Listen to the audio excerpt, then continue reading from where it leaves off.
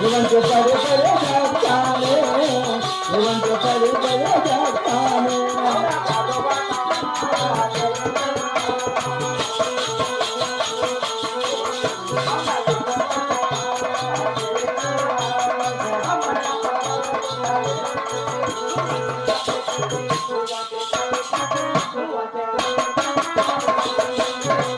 నువ్వంటే పదే పదే చెప్తానే నువ్వంటే పదే పదే చెప్తానే